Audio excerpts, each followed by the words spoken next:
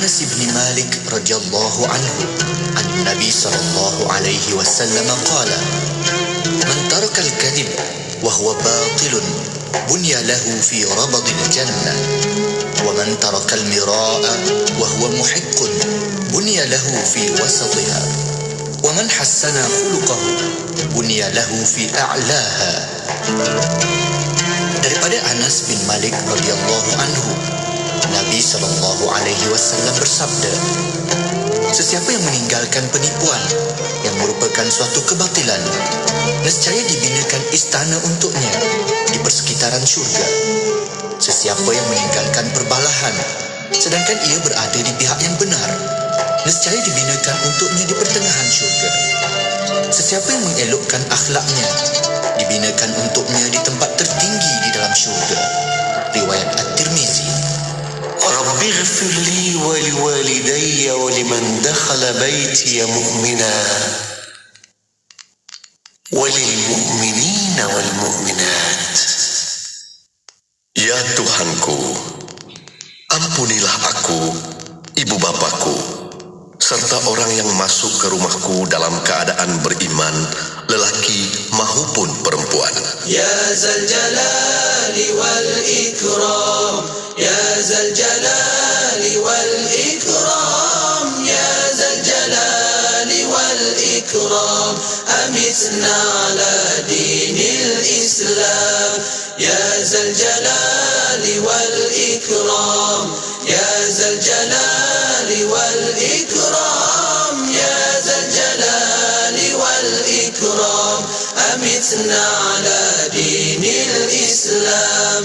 Ya Zal Jalali wal Ikram, Ya Zal Jalali wal Ikram, Ya Zal Jalali wal Ikram, amitna ala dinil Islam, amitna ala dinil Islam, amitna ala dinil Islam.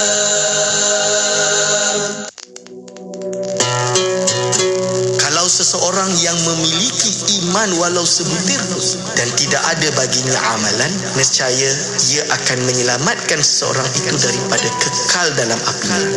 Mungkin ia disiksa oleh Allah Subhanahu wa taala pada waktu yang tertentu, dan setelah itu Allah Subhanahu wa taala mengampunkannya dan memasukkannya ke dalam syurga. Mari menghayati pengajian ilmu akidah bersama Ustaz Dr. Aiman Al-Akiti pada setiap hari Khamis jam 5.10 petang. Semestinya di IKIM, Inspirasi Inforia Islami. Kota Kinabalu 93.9 FM. Anda kini sedang mendengar Ekspresi IKIM bersama Haji Faiz Haji Osman.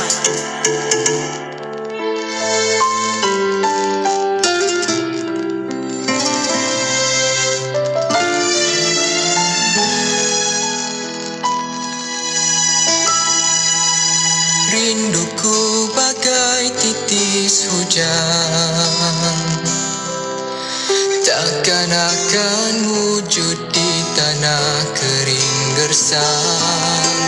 Ku damba ada cinta yang mekar bersemi di dalam lubuk hati yang terdalam, hanyalah kasih padamu.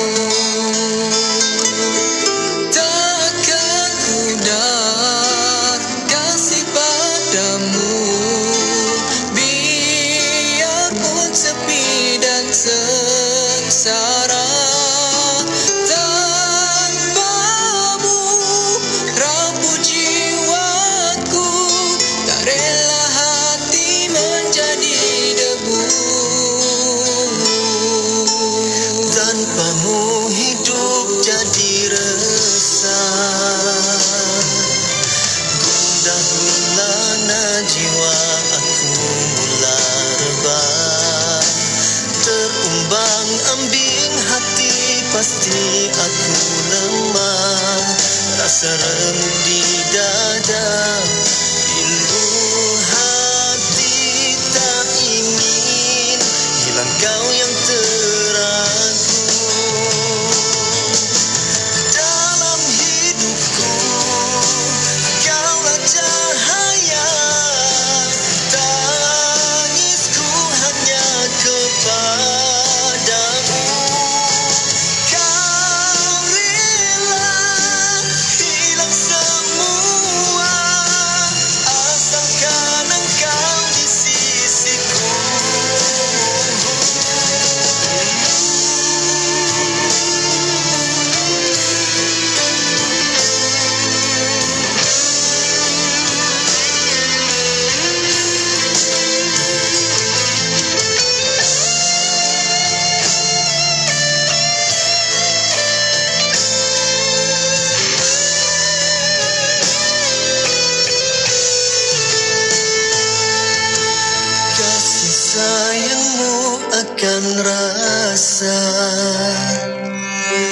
Cinta yang hadir bagaikan mutiara, indahnya sinaran menghidupkan nadiku, mogakan manisnya tetap utuh abadi dalam jiwaku. Dalam hidupku kaulah cahaya, tangisku hanya kepadamu.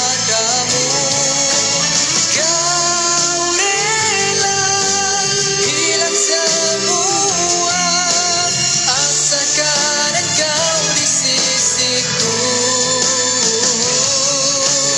Ku rela hilang semua, asalkan engkau di sisiku.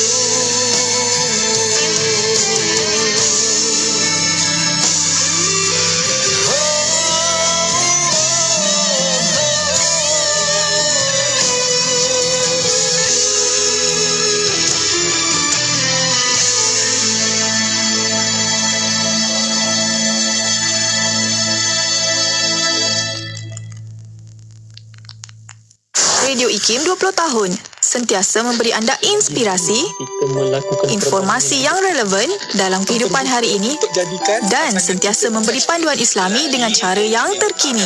Radio IKIM 20 tahun, inspirasi Inforia Islami. Terus dengarkan kami pastinya di Radio IKIM, Inspirasi Inforia Islami. Radio IKIM 20 tahun, teman-teman, kan saya Faiz Haji Osman. Bismillahirrahmanirrahim. Assalamualaikum, selamat malam semuanya. Kembali bersiaran Rabu 9 malam untuk kita bawakan rancangan Legasi. Kita nak beri perkongsian ini kurang lebih 30 minit ini untuk kita bersama dengarkan kupasan anak-anak muda belia, pewaris kepimpinan negara kita, untuk kita dengarkan respon dan juga pandangan mereka tentang isu-isu yang bakal kita bawakan. Dan bersempena dengan Hari Malaysia, hari ini dah 15 September, esok Hari Malaysia akan kita raikan. Yang bercuti, sangat bercuti lah. Mungkin ada yang dah booking ke Langkawi ke? Hati-hatilah, kami doakan.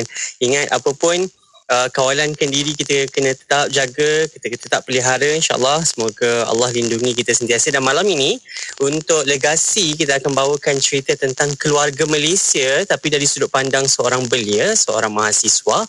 Apa pandangan mereka tentang keluarga belia yang disebut-sebut oleh Yang Amat Berhormat Perdana Menteri baru-baru ini tentang keluarga Malaysia ini? Apa sebenarnya yang kita nak dan hal tuju bagaimana, dan bagaimana belia berperanan untuk mewujudkan sebuah keluarga Malaysia yang terbaik. InsyaAllah kita bersama dengan saudara Muhammad Ammar Sahazubir bersama dengan kita pada waktu ini untuk kita dengarkan diskusi beliau. Assalamualaikum. Waalaikumsalam warahmatullahi. Sihat kita Alhamdulillah sihat. Alhamdulillah. InsyaAllah. Saya panggil apa? Ammar Boleh. Okey, Ammar. Sebagai beliau merupakan Presiden Urustia Perucapan Umum Universiti Kebangsaan Malaysia, betul Betul. Okey, kita nak dengarkan banyak cerita dan banyak perkongsian daripada Ammar tentang belia keluarga Malaysia. Dalam keluarga Malaysia ni ada ibu ayah kan, ada seperti satu rumpun keluarga lengkap dengan ada anak-anaknya, dan sebagai seorang belia yang sama-sama orang kata nak meneraju keluarga Malaysia itu, nak menggerakkan keluarga Malaysia itu, kita nak tanya juga lah selepas ini apa pandangan dan juga harapan serta yang boleh dilakukan oleh anak-anak muda hari ini. Tapi sebelum kita cerita-cerita tentang belia keluarga Malaysia ini, kita kena kenal dululah Ammar ni jurusannya apa di UKM, orang mana, silakan. Bismillahirrahmanirrahim. Assalamualaikum warahmatullahi wabarakatuh. Saya Muhammad Ammar bin Sahazubir. Pelajar tahun 2 nak masuk ke tahun 3 lah di Universiti Kebangsaan Malaysia. Nak masuk tahun akhir dah. Pelajar jurusan psikologi, Fakulti Sains Sosial Kemanusiaan. Mandat saya dekat persatuan sebagai presiden lah dalam Urusia Perucapan Umum, yang mana Urusia Perucapan Umum di UKM ni kita menguruskan hal ehwal berkaitan dengan pertandingan debat ataupun pidato, perkara yang seumpama dengannya lah. Pengalaman saya dalam belia-belia ni mungkin tak banyak sangat, tapi insyaAllah saya cuba kongsikan sebaik yang mungkin lah, insyaAllah. Tak apa, kita nak dengarkan pandangan anak muda sendiri, harapan mereka. Sebab Ammar dan kawan-kawan yang lain untuk 10 lah kot, tak jauh sangat, 10 ke 20 tahun akan datang mungkin akan menerajui kepimpinan negara kan. Mungkin ada sahabat-sahabat kita yang akan masuk ke bidang politik dan bidang-bidang kepimpinan untuk menerajui kepimpinan negara. Kita nak dengarkan pandangan anda semualah sebagai anak muda hari ini, dan kita bercakap tentang keluarga Malaysia besar peranannya, dan saya sempat membaca beberapa petikan daripada ucapan dan juga perutusan oleh Yang Maha Perdana Menteri, terutamanya baru ni dalam perutusan sebenarnya dengan Hari Kebangsaan, bagaimana harapan, bagaimana yang perlu diletakkan garisan orang kata ni hala tuju untuk keluarga Malaysia itu. Tapi kita nak tahu hari ini sebagai anak muda sendiri, Ammar yang berada dalam suasana hari ini, pandemik ini, kita nak tahu jugalah, adakah anak-anak muda hari ini, kawan-kawan Ammar dan Ammar sendiri sudah matang dalam menempuh pelbagai cabaran yang kita lalui sekarang ini untuk bergerak ke depan? Baik, bismillahirrahmanirrahim. Untuk menjawab persoalan berkenaan dengan matang ataupun tidak belia ni, saya rasa dia soalan yang agak tricky. Sebab keadaan kematangan ni pun ada pelbagai. Ada keadaan kematangan dari sudut pendidikan, ada kematangan dari sudut tindakan, ada kematangan dari sudut idea berfikir dan sebagainya. Tapi saya rasa satu garis yang boleh kita pisahkan adalah untuk menentukan keadaan belia ni matang ataupun tidak boleh untuk kita tengok dia secara keseluruhan. Sebab hakikatnya memang belia ni dalam lingkungan umur yang kita dalam keadaan eksperimentasi, memang belia ni memang sifat dia darah panas, nak rebel, nak melawan, nak apa. Dalam masa yang sama, kita juga ada idea-idea yang fresh, kita ada pemikiran-pemikiran baru yang kita bawa. So, untuk menjawab persoalan sama ada belia hari ini matang ataupun tidak, saya rasa jawapannya kedua-dua ya dan tidak. Sebab kalau kita kata jawapannya belia tu tidak matang, ada bukti-bukti yang menunjukkan belia memang tak matang. Kes-kes sosial, kes-kes bully, cyber ke apa ke, memang kebanyakannya belia. Kita tak boleh nak nafi benda tu. So dalam keadaan itu, yes, belia kita belum cukup matang lagi untuk menerima ataupun menerajui apa-apa tampuk untuk membawa Malaysia ke hadapan. Tapi untuk kita katakan belia matang pun ada bukti-buktinya. Contohnya baru-baru ni ada harta doktor kontrak. Yang mana doktor kontrak ni kebanyakannya memang dalam lingkungan usia belia dah, kebanyakannya pun yang baru habis belajar, baru habis grad, belum dapat penempatan tetap. Isu-isu macam ni menunjukkan yang belia yang ada exposure, yang ada pendidikan, yang ada pendedahan yang baik, sebenarnya ada je kematangan dan ada cukup kematangan untuk berfikir lebih daripada kepentingan diri dia sendiri. Saya suka untuk rujuk harta doktor kontrak ni sebab kawan saya ada sebahagian yang abang kakak dia bekerja sebagai doktor, yang saya nampak sendiri pengalamannya, dan saya tengok pengalaman saya pernah juga saya jadi sukarelawan sekejap dekat pusat pemberian vaksin. Memang doktor yang bertugas, dia ambil sekejap sahaja masa untuk keluar dan letakkan demonstrasi, nyatakan apa dia nak kata. Lepas tu dah sambung balik kerja dia. Dalam keadaan yang saya kira cukup menunjukkan kematangan lah. Di saat semua orang sebelum tu menafikan dan bagi tahu yang doktor kontrak ni kalau nak buat harta, kalau nak buat momok apa semua mesti akan tinggalkan pasien, tinggalkan apa semua tu. Jadi saya rasa untuk menjawab persoalan ni, jawapannya kedua-dua ya ataupun tidak. Tapi yang lebih penting adalah untuk kita nilai kapasiti ada ataupun tidak belia untuk menerajui Malaysia untuk kehadapan. Dan saya rasa jawapan dia ya lah. Okey, itu pandangan daripada Ammar sendirilah, merujuk kepada apa yang isu yang Ammar sebut tadi kan. Belia sangat, kalau ada sahabat-sahabat belia, anak-anak muda yang diberikan tanggungjawab, ada mereka yang menggalas tanggungjawab itu sebaik mungkin walau apa pun cabaran yang mereka lalui. Dan inilah dalam satu apa orang panggil tandan pisang tu tak semuanya elok pun kan. Ada yang kita boleh goreng, ada yang dah lembek sangat nak kena buat pengat pula ke, buat kodok ke. Jadi ialah macam-macam kerenahnya. Itu sebab pasal pisang orang apatah lagi kan, rambut sama hitam mati lain-lain. Jadi kita nak bicara banyak lagi selepas ini tentang anak muda, tentang belia, dan kita nak tahulah peranan yang boleh dimainkan oleh belia. Macam Ammar sebut tadi, saya tak nafikan golongan belia sangat aktif menyumbang sesuatu kepada negara, Dan kalau diikutkan, saya pernah temu bual Presiden Majlis Belia Malaysia pun menyatakan belia adalah golongan paling ramai yang menjadi sukarelawan di pusat pemberian vaksin. Ini satu bukti yang menyatakan mereka tidak memikirkan soal peribadi semata-mata, tapi ada perkara penting, dan yang paling penting adalah untuk pembangunan dan juga kelestarian negara. InsyaAllah kita kembali selepas ini. Amal, kita rehat sekejap untuk kita dengarkan banyak lagi cerita, banyak lagi kupasan kita dalam keluarga Malaysia ini, peranan belia sempena dengan Hari Malaysia kita. InsyaAllah kembali selepas ini. Anda boleh tonton dekat Facebook dan YouTube kami terus, serta dengarkan di Radio IKIM, Inspirasi Inforia Islami.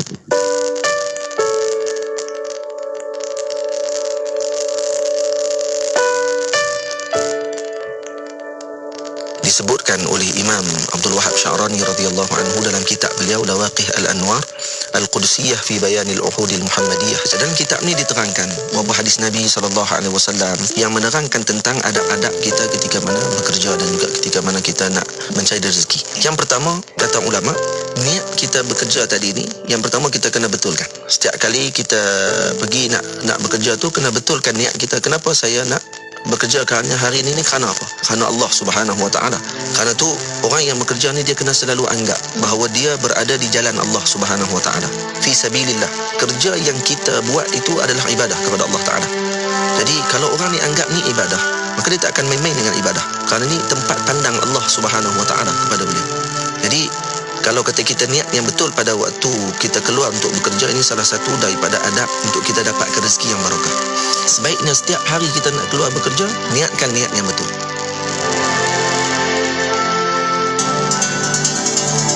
استمروا معنا في إذاعتكم إذاعة معهد الوعي الإسلامي الماليزي Lembah Kelang 91.5 FM.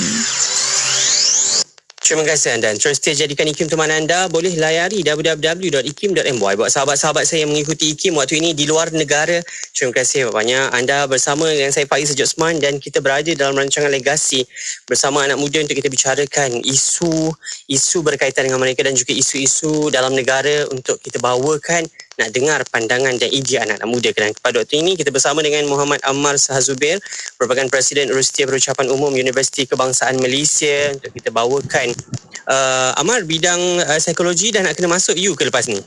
Ke masih atas talian? Setakat makluman setakat ni kami masih belajar atas talian. Masih belajar atas talian. Itu cabaran lah untuk belajar kali ini.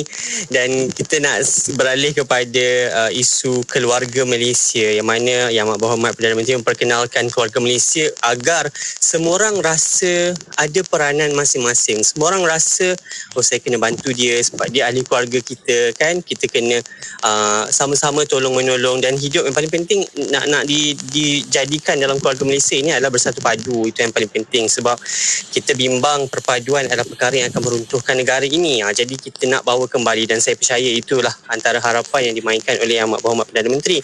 Dan kita nak tahu jugalah dalam sama-sama menjayakan keluarga Malaysia ini agar ia bukan sekadar retorik semata-mata. Kita nak tahu jugalah semua orang ada peranan masing-masing. Pemimpin terutamanya, kan, juga ahli masyarakat untuk sama-sama menggerakkan misi ini, dan tak terkecuali golongan belia untuk menjayakan keluarga Malaysia ini. Dan pandangan Ammar lah sebagai anak muda, apa yang boleh Ammar dan kawan-kawan menyumbang kepada negara waktu ini dalam suasana hari ini untuk kita wujudkan keluarga Malaysia yang penyayang, keluarga Malaysia yang prihatin. Silakan. Baik, saya rasa yang penting untuk kita nilai peranan belia dalam menjayakan keluarga Malaysia ni, kena tengok dulu kat mana posisi belia dalam keluarga Malaysia. So kalau dalam sebuah keluarga yang kita kata keluarga yang lengkap lah, dia ada mak, ada ayah, ada abang sulung, ada anak tengah, ada adik bongsu, ada adik yang kecil-kecil yang masih sekolah. So kat mana belia?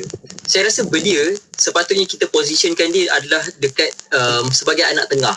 Dia bukan anak sulung yang ada kemampuan yang terlampau besar sebagaimana kalau mungkin orang dewasa hari ni. Orang-orang yang dah bekerja, yang dah berkejaya, yang dah ada dah bertapak dalam industri ataupun yang dah ada nama lah. Tapi belia ni dia anak yang baru nak mula masuk ke alam yang itu, baru nak masuk ke alam, baru habis belajar ke ataupun tengah belajar. Dia anak tengah lah, dia lebih kurang lingkungan usia yang macam tu, kan. Jadi kapasiti yang ada pada anak-anak yang dalam umur ni, pada saya dia ada dua benda besar yang akan jadilah kepada belia ni dalam kita nak menjayakan misi keluarga Malaysia ni. Pertamanya adalah dari segi tindakan. Tindakan ni dari segi pergerakan, dari segi movement yang dia buat. Dari segi tindakan ni pula dia ada dua pecahan. Satu adalah dia sebagai pemula apa-apa tindakan, ataupun dia sebagai penggerak kepada inisiatif-inisiatif dan juga dasar-dasar yang kerajaan dah buat. Contoh, kerajaan ada buat banyak dasar. Macam kita nak buat dasar sains teknologi ke, kita nak buat dasar dasar pendidikan ke, dasar kesihatan ke. Dasar-dasar ni kalau bukan anak muda yang akan gerakkan, dia akan jadi susah. Sebab hakikatnya yang kita tak boleh tolak adalah anak muda adalah influencer yang paling besar dalam negara kita. Sebab apa? Adalah sebab anak muda juga adalah yang memainkan peranan besar dalam media. Media yang kita guna hari ni dah tak semestinya sama macam media yang kita guna 30-40 tahun dulu. Kalau media kita guna 30-40 tahun dulu, yes, kita guna media masa, surat khabar ke, TV, radio. Sekarang ni even radio IKIM FM pun kita siarkan dekat media sosial, dekat YouTube, dekat Facebook. Dan populasi yang banyak terlibat dalam media sosial ni adalah belia. So daripada situ, kuasa untuk mempengaruhi paling besar ada pada belia. So belia sebagai penggerak kepada inisiatif ataupun agenda yang ditetapkan oleh kerajaan. Macam contoh yang kita bincangkan hari ini pun lah, Keluarga Malaysia. Agenda Keluarga Malaysia yang Amat Berhormat Perdana Menteri gagaskan dan diletakkan dasar-dasar yang sepatutnya apa langkah-langkah yang kita nak capai, perkara-perkara macam tu. Yang akan menggerakkan adalah melalui agenda-agenda yang ada dalam platform-platform yang kebanyakannya memang orang muda yang pegang, memang belia yang pegang. Jadi kapasiti pertama dan tanggungjawab peranan pertama untuk belia adalah untuk menggerakkan nilai-nilai ataupun dasar ataupun gagasan yang kita nak bawa dalam menghalakan negara kita lah, dalam menghalakan negara Malaysia. Yang pertama. Yang kedua adalah untuk menggerakkan inisiatif sendiri. Sebab apa? Sebab belia hari ni dia sekali lagi saya nak cakap yang belia hari ni dia ada too much idea, bukanlah too much, tapi dia ada so much idea, dia ada sangat banyak idea dan dia ada sangat banyak semangat dan tenaga. So bila berlaku apa-apa masalah, berlaku apa-apa isu, belia ni akan jadi orang yang sangat bersemangat. Contohnya isu bila atlet Paralimpik kita Ziad ditarik balik emas dia, yang menjalankan kerja-kerja untuk jadi makcik-makcik bawang dekat social media yang attack atlet Ukraine, yang mana saya tak kata tindakan ni betul, tapi itu menggambarkan semangat yang ada dekat rakyat Malaysia, dekat terutamanya dalam golongan muda, golongan belia ni. Darah kita panas, so kita bersemangat nak memulakan apa-apa benda pun. Kita tak takut untuk memulakan apa-apa. Sama jugalah yang berlaku bila negara kita dalam keadaan yang susah dalam 2-3 bulan lepas. Kita dengar ada usaha bendera putih. Usaha bendera putih ni dia dimulakan oleh belia. Kita tak tengoklah kenapa berlaku isu ni ke apa semua. Itu out of question lah. Itu memang perkara yang terjadi disebabkan keadaan negara kita yang tenat masa tu. Tapi yang saya nak tunjuknya adalah kapasiti belia, dia ada idea dan juga semangat untuk melaksanakan kempen bendera putih tu. Sehingga kan banyaklah yang dapat manfaat kan. Itu kita kalau kita nak pergi lebih lanjut, itu mungkin perlukan masa lain kan. Tapi peranannya dekat situ. So dari segi tindakan ada dua. Sebagai penggerak kepada agenda sedia ada dan juga memulakan idea-idea dan inisiatif-inisiatif untuk kebajikan lah. Dan juga untuk apa-apa idea pun. Yang kedua adalah peranan belia ni dari segi pemikiran. Macam saya cakap tadi, pemikiran belia ni kita memang ada idea yang pelbagai. Dan saya rasa dalam kebelakangan ini, keterbukaan belia terhadap idea-idea yang pelbagai ni, dia dah jadi lebih baik. Contoh, kalau dulu dalam isu sekolah vernacular kan, dalam isu sekolah vernacular, sekolah jenis kebangsaan Tamil, jenis kebangsaan Cina, dulu sentimen yang dimainkan kepada sekolah-sekolah ni, sama ada kita nak teruskan ke ataupun kita nak tutup, sentimen dia perkauman semata-mata. Sentimen dia memang, oh ini sekolah anak Cina, ni sekolah anak Melayu, ni sekolah anak India. Tapi hari ni dekat Clubhouse ke, dekat Twitter Space ke, perbincangannya masih lagi berkenaan dengan sekolah vernacular, masih lagi perbincangan yang sama. Tapi fokus dia dah terarah lebih lain. Dia punya kesedaran dan dia punya matlamat dia dah tak lagi sama macam dulu. Dia dah tak lagi mainkan sentimen-sentimen perkauman. Dia lebih kepada memainkan macam mana sistem vernacular ni boleh menjamin pendidikan kita makin baik ataupun tak makin baik. So kalau kita pisahkan mengikut bangsa, macam mana dengan sistem pendidikan kita, macam mana dengan anak-anak kita, macam mana dengan keadaan perpaduan negara kita 10-15 tahun akan datang. Bila belia sudah mampu untuk terbuka dan bincang soalan perbincangan benda-benda yang macam ni dalam keadaan yang matang, dalam keadaan yang ilmiah, dalam keadaan yang tidak lagi hanya bermain sentimen, dia lebih mementingkan kepentingan dan juga kebaikan manfaat yang kita akan terima dalam 10-15 tahun akan datang. maka dekat sini dia menjadi peranan dan tanggungjawab belia untuk kekal dan terus melaksanakan benda ni. Supaya apa yang berlaku adalah akan ada satu masa pandangan-pandangan dan juga mungkin sekarang perbincangan tu hanya di Clubhouse, hanya di Twitter Space, hanya di media sosial. Tapi tak mustahil idea-idea ni boleh diangkat dan dijadikan sebagai rujukan untuk pembuat-pembuat dasar nanti untuk nilai semula macam mana sistem pendidikan kita ataupun dasar-dasar sedia ada yang kita ada dalam negara ni boleh untuk kita ambil pendapat belia, sebab kita boleh buktikan yang belia boleh bincangkan benda ni secara ilmiah tanpa mainkan sentimen, tanpa bincang kepentingan peribadi diri sendiri. Sebab di akhirnya kita semua dah sedar apa-apa pun yang kita buat, manfaat yang kita nak adalah untuk negara dan untuk masa depan anak-anak masa yang masih kecil-kecil, adik-adik bongsu kita. Macam saya anak pertengahan, adik-adik bongsu saya nanti nak belajar macam mana keadaan-keadaan tu. So rumusanlah, kesimpulan untuk peranan belia dalam kita nak menjadikan keluarga Malaysia sebagai anak tengah, apa yang kita buat, ada dua benda besar yang kita boleh buat. Pertama dari segi tindakan, yang kedua dari segi pemikiran. Tindakan bila kita mengambil tanggungjawab untuk melaksanakan dasar-dasar, untuk kita meneruskan usaha-usaha dan merealisasikan agenda yang kerajaan dah buat, dah sediakan. Yang kedua, untuk kita memulakan inisiatif-inisiatif dan usaha. Itu melihat kepada keadaan keperluan dalam masyarakat pada ketika itu. Yang keduanya adalah dari segi pemikiran dan idea.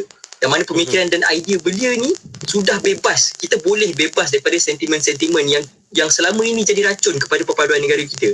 Sebaliknya kita boleh untuk gunakan benda tu dan bawa negara kita ke hadapan. Terima kasih. Saya itu ceritanya, apa peranan besar peranan anak muda kan, seperti apa yang dikongsikan Amar tadi, untuk menggerakkan apa yang dah diasaskan, yang dah digagaskan kan, yang dah diwujudkan. Selain munculkan dengan ide-ide baru, kita banyak saluran untuk sampaikan kepada pihak kerajaan ide-ide anak muda dalam berpersatuan lah, terutamanya ada banyak persatuan-persatuan belia yang attach secara langsung dengan pihak kerajaan yang boleh menyumbang ide dan saranan. Tadi Amar ada menyebut berkaitan dengan social media, yang mana anak muda, saya percaya memang anak muda lah penggeraknya, yang banyak berkongsi sesuatu baik mahupun buruk. Cuma nak tahulah, keluarga ini, bila sebut tentang keluarga, sifatnya berkasih sayang, sifatnya pastinya tidak saling tikam belakang kan, tidak maki dengan kata-kata yang teruk dan tidak cemoh ahli keluarga dalam suasana keluarga hari ini. Tapi kita nak tahu jugalah, adakah budaya ini ada hari ini kalau kita melihat dalam social media lah, terutamanya macam Amal sebut awal tadi berkaitan dengan cyberbully. Kita tak nak perkara-perkara seperti ini merosakkan. Yalah, kalau satu tadi mencemoh orang luar ni, bila mencemoh perkara-perkara yang kerajaan dah buat kan, mencemoh tentang SOP dan sebagainya, tak salah untuk kita mungkin berbeza pandangan, tapi cara macam mana yang kita nak beza pandangan tu, perkataan bagaimana yang kita kena sebut. Jadi nak tahu jugalah, adakah hari ini keluarga Malaysia kita keluarga yang penuh dengan sifat kasih sayang, tak nak ada rasa tikam-tikam belakang, tak nak ada rasa cakap yang bukan-bukan kepada semua orang dalam keluarga ni. Silakan Ahmad. Saya rasa betul lah benda tu. Sebagai satu keluarga, kita memang seboleh-bolehnya tak nak keadaan kita mencemoh ke, tikam belakang ke, bergaduh sama sendiri. Kita tak nak. Tapi dalam masa yang sama, kita juga tak boleh menafikan yang benda ni tak mustahil akan berlaku. Jadi untuk kita cerita sama ada possible ataupun tidak, realistik ataupun tidak, kita wujudkan satu keadaan negara kita yang harmoni, tak ada pergaduhan, tak ada apa-apa isu ke. Saya rasa ini dia akan jadi satu idea yang terlampau sempurna lah. Dia akan jadi truistik, dia terlampau sempurna kan, sampai sebenarnya kita pun tak mampu nak bayangkan macam mana keadaan negara kita yang tak bergaduh apa semua. Tapi betul, sebagai satu keluarga yang harmoni, kita kena ada satu pegangan yang boleh tunjukkan, walaupun keluarga kita bergaduh, walaupun kita tak sependapat, walaupun kita ada adik-adik kita yang nakal, kita boleh tegur, kita boleh betulkan, dan kita boleh pimpin sama-sama untuk capai satu matlamat. Saya rasa kita kena cerita apa cabaran yang kita kena hadapi untuk kita dapatkan keadaan keluarga Malaysia yang bahagia itulah. Saya rasa cabarannya yang paling besar adalah untuk terapkan dalam setiap rakyat bahawa apa pun tindakan kita sekalipun berbeza, apa pun pemikiran kita sekalipun berbeza, apa pun sikap kita sekalipun berbeza antara satu sama lain kena didasari dengan satu pegangan yang sama, dengan satu niat untuk kita memastikan yang negara kita boleh capai keadaan yang lebih baik. Saya rasa saya nak ambil banyak contoh sekolah vernacular tadi, sebab dalam keadaan itu kita berbeza pendapat dan kita berbeza tindakan. Ada ibu bapa yang hantar anak sekolah vernacular, ada ibu bapa yang hantar anak sekolah kebangsaan, ada ibu bapa yang hantar anak sekolah Tamil. Tapi kalau kita tengok logik-logik ataupun sebab-sebab kenapa dia ambil tindakan-tindakan sedemikian, kalaulah tindakan-tindakan yang dia ambil tu adalah untuk memastikan kelangsungan dan juga kebaikan, manfaat, bukan memainkan sentimen aku orang Cina, aku kena hantar anak aku sekolah Cina, nanti susah kalau anak aku nak bergaul dengan orang Melayu. Kalau benda itu yang kita boleh ubah, maka itu adalah kunci untuk jadikan keluarga Malaysia ni satu benda yang possible untuk kita capai. Sebab saya rasa wawasan ataupun gagasan keluarga Malaysia ni betul adalah gagasan yang baru, tapi idea di sebalik keluarga Malaysia ni adalah idea yang digunakan sejak sekian lama.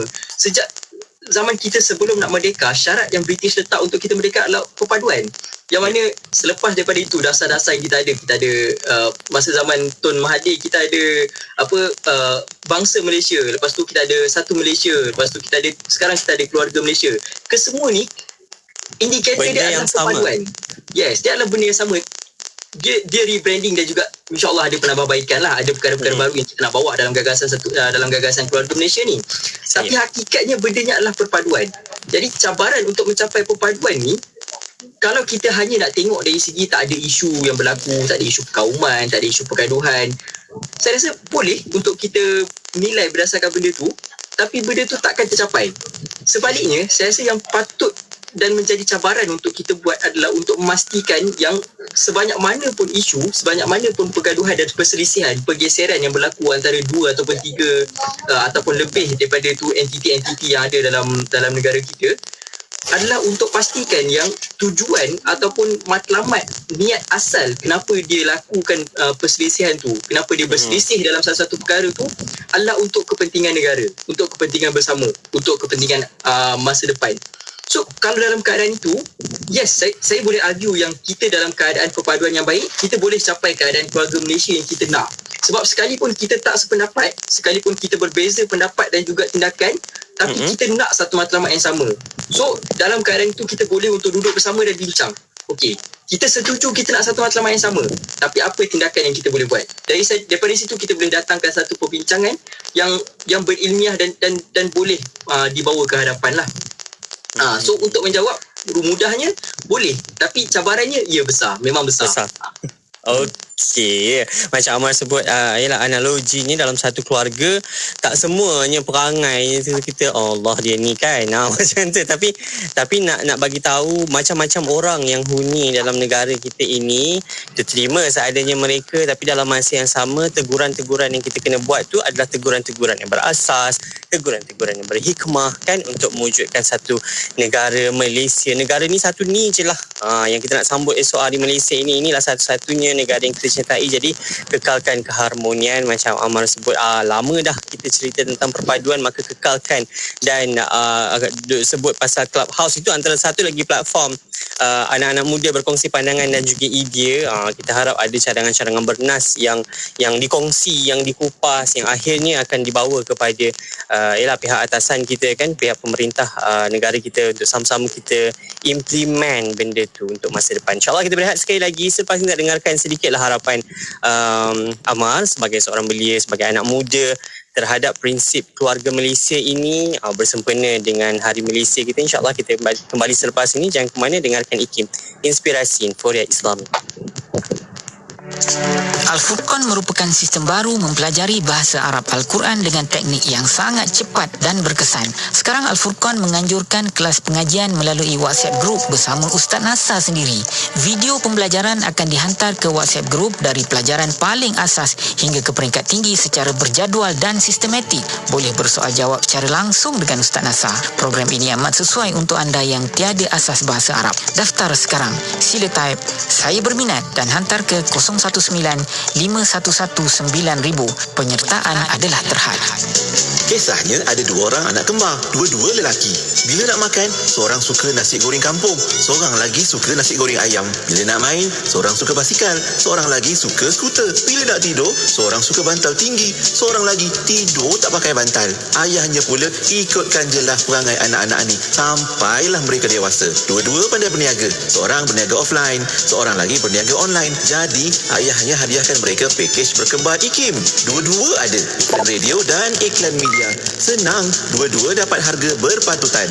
Jom kembangkan lagi perniagaan anda dengan memasarkan produk dan perkhidmatan anda di platform media sosial dan radio IKIM dengan harga berbaloi. Info lanjut hubungi 017-345-2564 atau 012-686-9236. Tarikh tutup permohonan iklan adalah pada setiap 16 hari bulan pada setiap bulan. Terima kasih diucapkan kepada anda yang membenarkan IKIM bersiaran selama 20 tahun di Malaysia, Singapura, Brunei dan seluruh dunia secara atas talian. Teruskan mendengar IKIM, Inspirasi Inforia Islami. Pastikan terus setia bersama kami, IKIM Inspirasi Inforia Islami Legasi. Kita bawakan rancangan kita setiap Rabu 9 malam untuk kita bawakan idea dan ketengahkan pandangan anak-anak muda dalam suasana hari ini, bagaimana mereka nak berkongsi respon tentang salah satu perkara, salah satu isu. Dan malam ini kita bercerita tentang belia keluarga Malaysia. Penuh semangat Amar kongsikan dengan kita tadi banyak cadangan-cadangan, banyak peranan yang perlu dimainkan oleh Amar dan juga kawan-kawan. Semua orang lah ada peranan masing-masing. Ni Amar dan juga kawan-kawan dianggapkan sebagai anak tengah lah untuk sama-sama meneraju negara kita.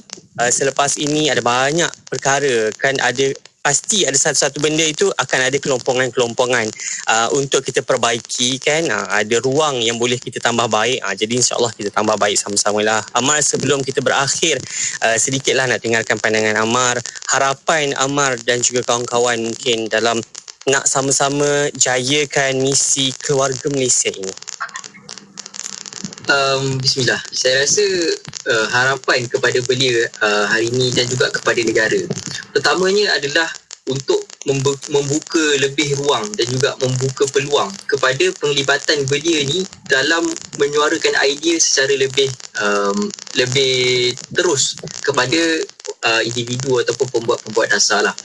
Kita bukan tak ada platform sebelum ni. Kita ada Parlimen Belia Negara. Di bawah pecahan Parlimen Belia Negara pun kita ada juga lagi entiti-entiti lain yang mengutamakan belia dalam mengangkat suara belia. Dan kita juga tahu yang kapasiti belia sebagai pemula idea ni besar.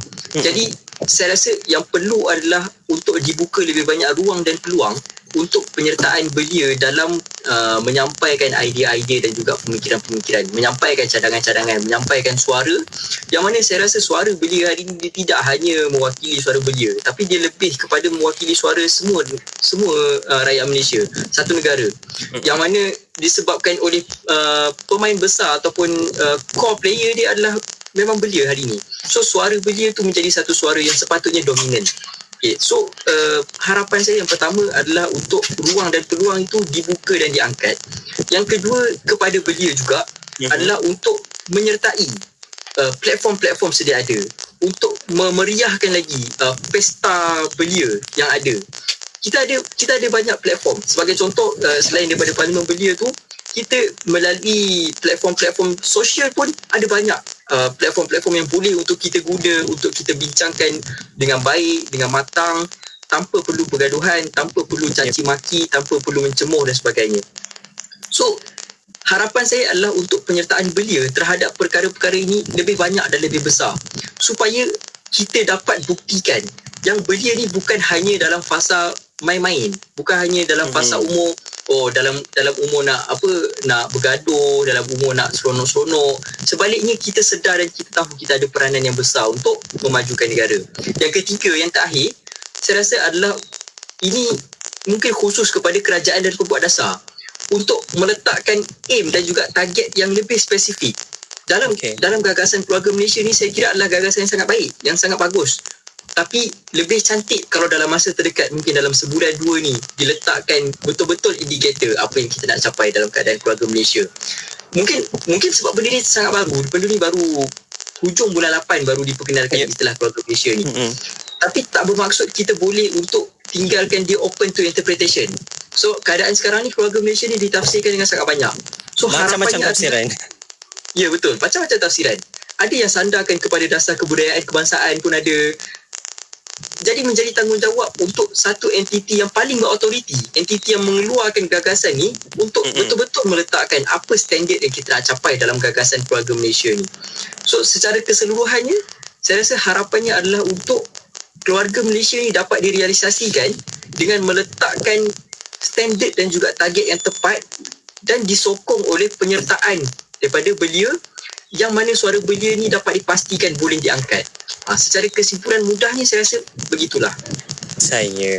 Terima kasih Amar untuk respon, dan kita harap yang Syah Amar sebut tadi, semua orang pun mengharapkan agar ada satu indikator jelas sebagai satu daya mengukur. Kita nak ukur bukan sekadar hanya berkata-kata, tapi kita nak satu yang boleh diukur, hasilnya, nilainya apa. InsyaAllah kita haraplah dalam masa terdekat ini seperti Amar sebut, agar ia tidak memberi ruang kepada sebarang tafsiran, sebarang spekulasi terhadap perkara ini. Dan apa pun kita doakan semoga berjaya misi untuk kita lahirkan keluarga Malaysia yang penuh dengan semangat cinta negara, yang penuh dengan semangat tolong-menolong, bantu-membantu dan juga perpaduan yang kita kena terapkan. Sekali lagi terima kasih banyak Amal. Semoga sukses. Ni tengah cuti SEM ke apa?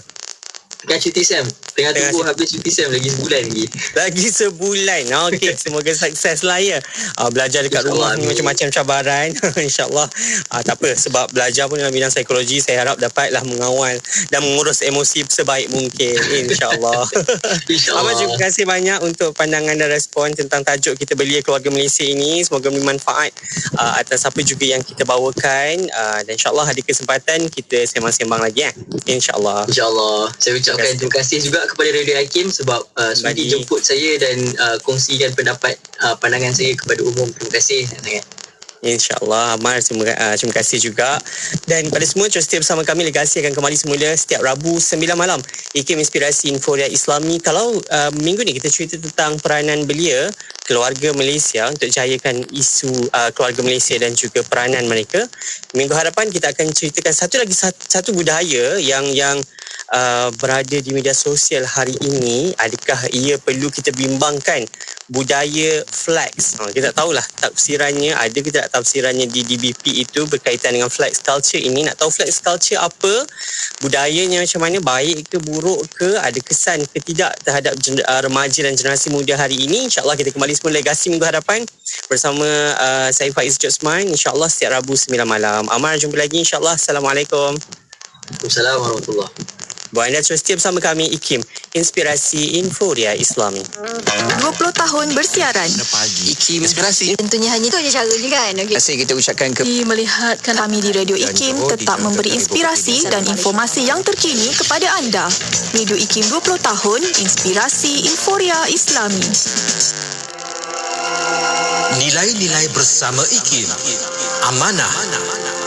Amanah merupakan satu nilai yang mulia yang merujuk kepada perihal seseorang yang menjaga dengan sebaik mungkin sesuatu tanggungjawab yang diberikan.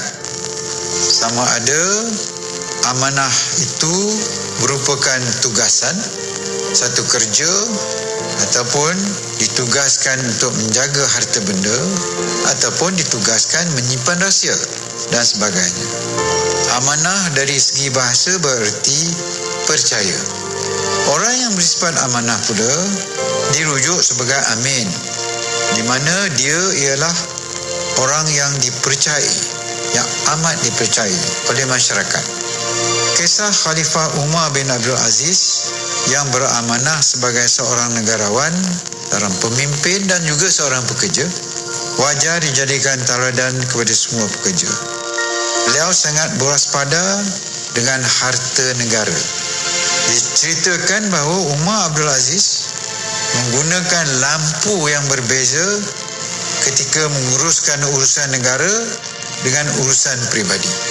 Jadi di sini banyak contoh-contoh yang saya akan beri, di mana ada yang menggunakan harta kerajaan, harta jabatan dan organisasi untuk tujuan peribadi.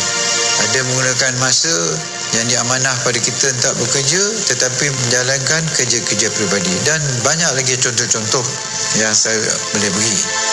Nabi Muhammad SAW bersabda, tanda-tanda orang munafik ada 3. Iaitu apabila dia berbicara, dia dusta. Apabila dia berjanji, tidak ditepati. Dan apabila diberi amanah, dia khianati. Petikan ucapan Allahyarham Tun Ahmad Sarji bin Abdul Hamid, mantan pengurusi IKIM.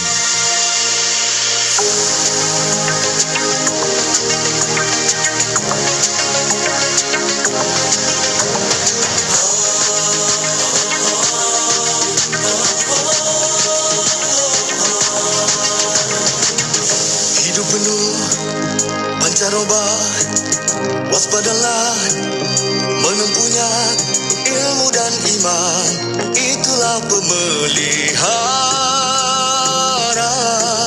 kejayaan. Bukan mudah, penuh liku dan halangan.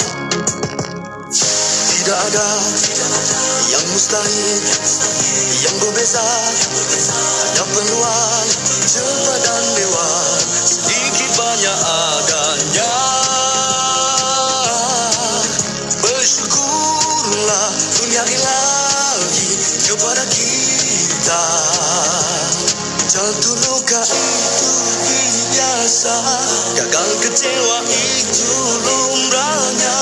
Bangkit kembali terus menggapai cita-cita, kotakan azam dan impian.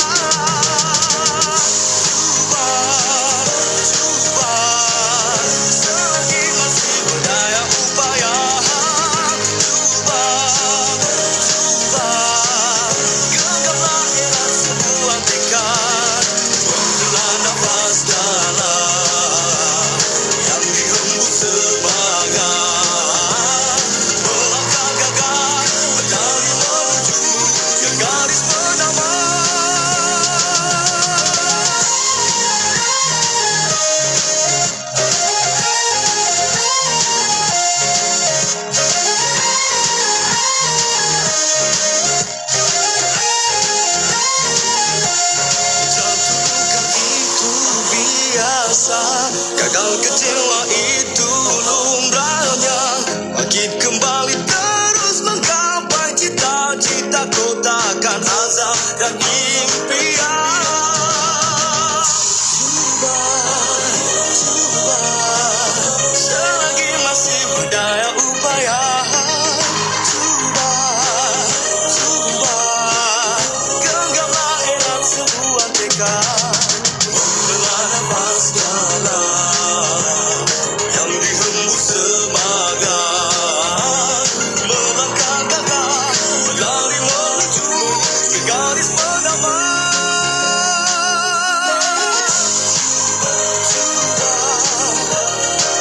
Selagi masih berdaya upaya. Cuba, genggamlah erat sebuah tekad.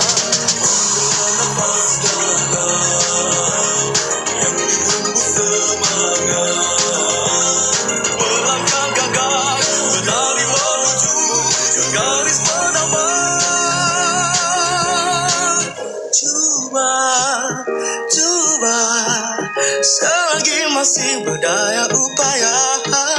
Cuba.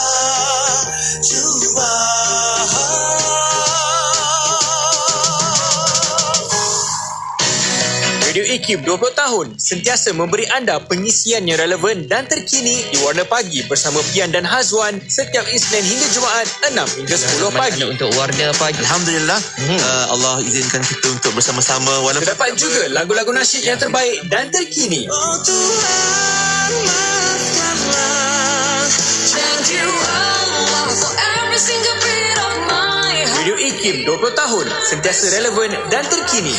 IKIM, inspirasi inforia Islami.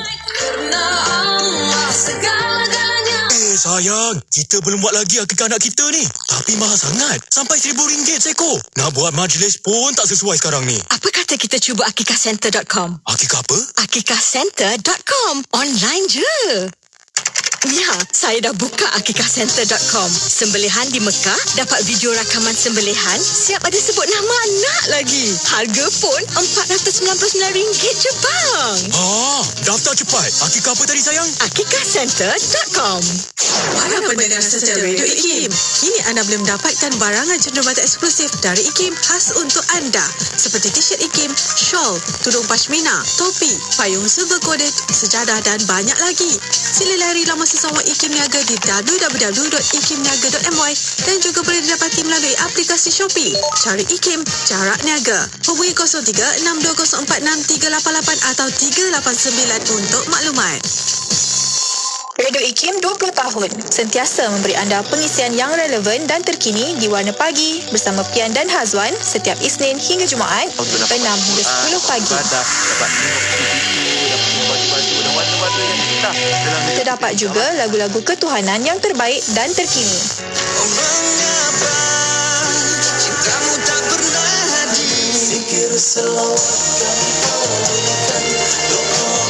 Radio IKIM 20 tahun sentiasa relevan dan terkini. IKIM, inspirasi, inforia Islami. Ibnu Sina. Dalam melengkapkan diri dengan ilmu pengetahuan, rata-rata para sarjana Islam pada zaman kebangkitan ilmu tidak berasa cukup dengan hanya satu cabang ilmu sahaja. Sebaliknya, mereka sedaya upaya cuba menguasai kebanyakan bidang ilmu yang ada pada ketika itu. Antara tokoh yang paling berjaya dalam menguasai cabang-cabang ilmu yang banyak ini termasuklah Ibnu Sina. Beliau bukan sahaja merupakan seorang ahli perubatan kelas pertama, tetapi juga ahli sains dan falsafah. Di samping itu, beliau juga merupakan ahli politik yang aktif dan tokoh kemasyarakatan yang berkaliber. Nama penuh Ibnu Sina ialah Abu Ali Al-Husain Ibni Abdullah Ibni Sina. Dilahirkan di Bukhara pada tahun 370 Hijriah bersamaan 980 Masehi. Ibnu Sina merupakan seorang anak yang agak bertuah pada masa kecilnya kerana dapat hidup dalam sebuah keluarga yang kaya raya.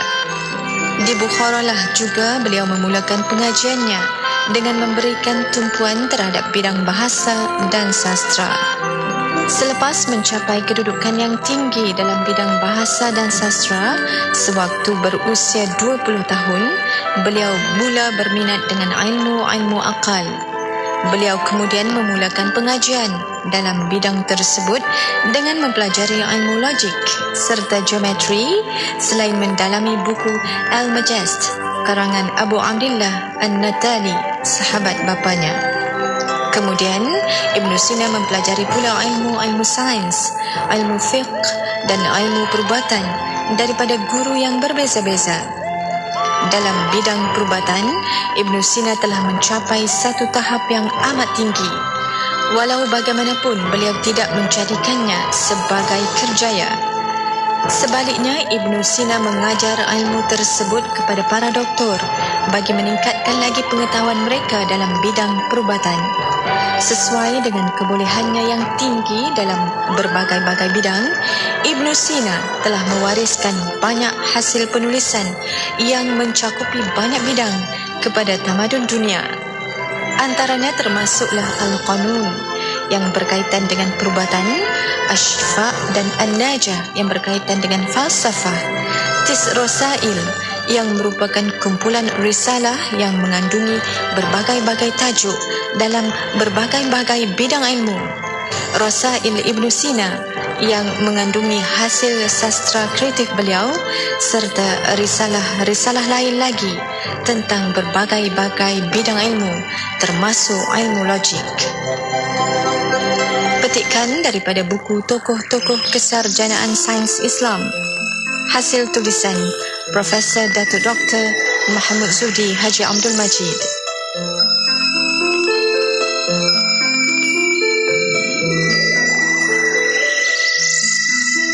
Bicara bermanfaat pelbagai segmen. rancangan dakwah setiap hari. Lagu-lagu Islami sepanjang masa. Dengarkan di IKIM, Inspirasi Inforia Islami.